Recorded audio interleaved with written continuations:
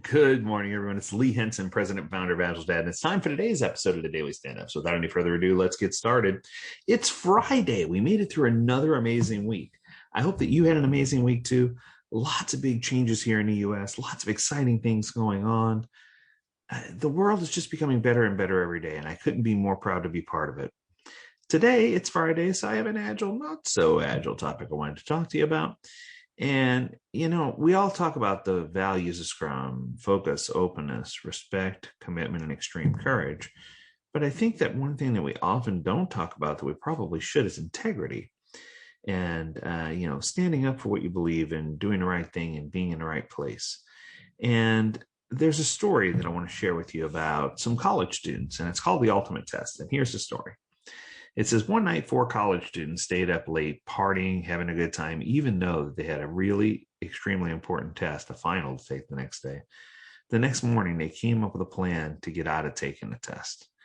Each student went outside and reluctantly rolled around in the dirt and got completely filthy, and then went into the teacher's office. They then explained to the professor, they said, we got a flat tire the night before, and we had to spend nearly the entire night pushing our car back to campus. We're completely exhausted and would like to defer taking the test. The teacher listened and nodded, and to the students' delight, he offered a retest 3 days later. The students were thrilled because they got to attend the party and they got to, take the test later. So on the day of the test, the professor had arranged for separate, smaller pods for each person to be in to take the test. So he put people in different places, and he had allowed them ample time to study. So the students had no worries about that because, well, they all had studied by this point, right? So they knew the material pretty well. So he put everyone into the room, and then he handed them a sheet of paper with the test. And the test had exactly 2 questions. The first question, your name, was worth 1 point.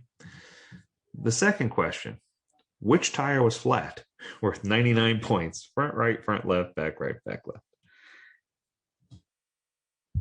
When I read this at first, I thought, wow, what an understanding professor. But then I thought about taking responsibility for our actions.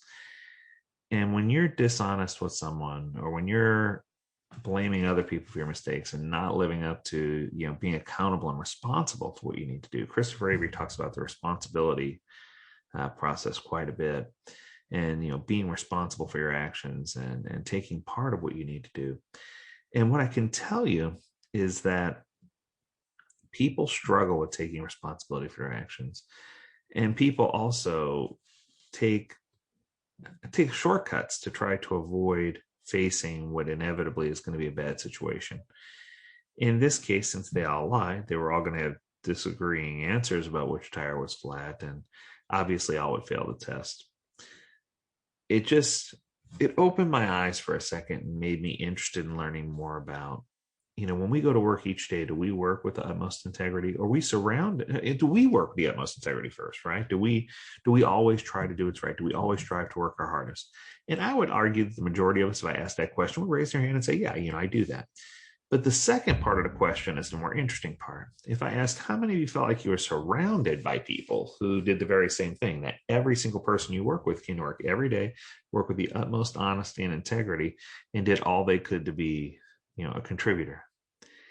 And this is the one where very few people would raise their hands. And I guess what I'm trying to say is that we need to cross that threshold and set example. We need to lead by example and show the world that we can work with integrity, and that we're willing to take responsibility for our actions, and that we are ready to take things to the next level.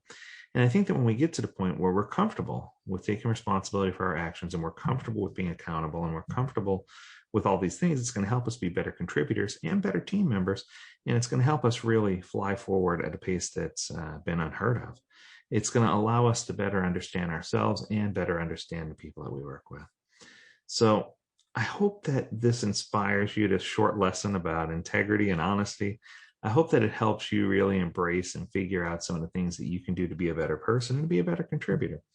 And I hope you have an amazing weekend. I hope you enjoy spending time with your friends and family.